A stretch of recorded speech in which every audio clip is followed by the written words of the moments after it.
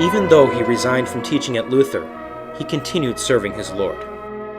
For an amazing 36 years, he served on the Western Wisconsin District Mission Board, which is responsible for starting new churches. Pastor Donald Book served as chairman from 1992 to 1996. While he was a businessman, and he certainly had a business head on him, and he talked about the missions a great deal and how to help them, he never tried to make missions into a business. You could always tell he knew the difference between them. And the other perspective he brought was that of being the veteran. We would talk about missions in different areas, and then he would scratch his head and think, well, you know, he says, when we started all that, then this is what was taking place there. And remember when this happened and so forth. So he was a little bit of a historian in those early years for us to give us a better perspective of what was going on in the various mission congregations. While teaching at Luther, Frank and his band got together with Martin Meneke of Wisconsin Lutheran High School in Milwaukee and had a joint concert. Thus began the Wells Band Festival. Since 1961, it's grown to include well over 20 high schools, with nationally recognized clinicians directing the weekend festival. Each year was memorable, but perhaps the Band Festival of 1972 stands out. In typical Italiano fashion, Frank wanted to do something big. What else than Tchaikovsky's 1812 Overture? We had everything we could imagine that would make the battle as it's prescribed. He had large 50-gallon steel drums that people were going to hammer on. He had Larry Irby, and who was on the staff at that time, and Bill Black, who was the county sheriff, and somebody else with 10-gauge shotguns that were going to shoot blanks, and they were going to stand in front of the stage and fire out into what at that time was just a small foyer entryway to the side of the gymnasium at that point.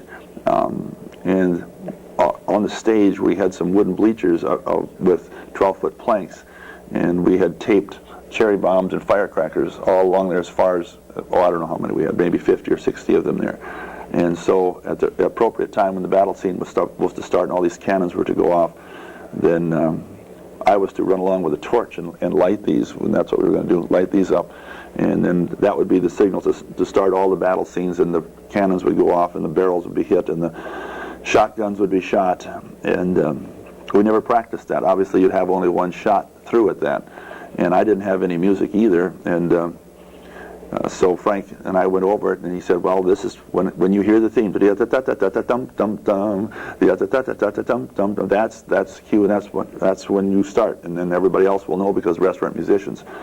So I stood on the stage, and I lit my torch, and I'm waiting for that theme to start. And what Frank didn't tell me was that the theme comes in, and then it's repeated, and the battle scene isn't until it comes back the second time, and I didn't realize that and didn't know that. And the music fades down to a very soft spot between these two themes before it happens. So all of a sudden I begin to hear this distant theme. Well, that's my cue. So I lit the first few firecrackers, and of course it was the wrong place. It was 64 measures early. And I started lighting the firecrackers, and the shotguns went off, and the blue smoke from the shotguns comes rolling back into the gymnasium. You could hardly see, and Frank is directing down there, and of course it's so loud you can't even hear the band, and it's just incredibly loud down there.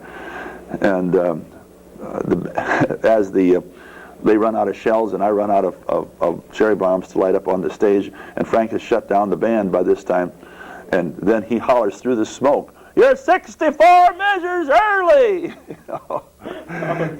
Regathers the band's collective wits together, says, "Start at measure, whatever, 240. And of course they played through that interim section and then got to the last theme. Now we have nothing left to shoot. So when the battle scene took place at the end of the 1812 Overture, we'd already shot all our weapons off. And I'll never forget that. That was my fault. I had cued it all early. In that same year, when Frank was 57 years old, he and Lenore had their last child, Frank Jr.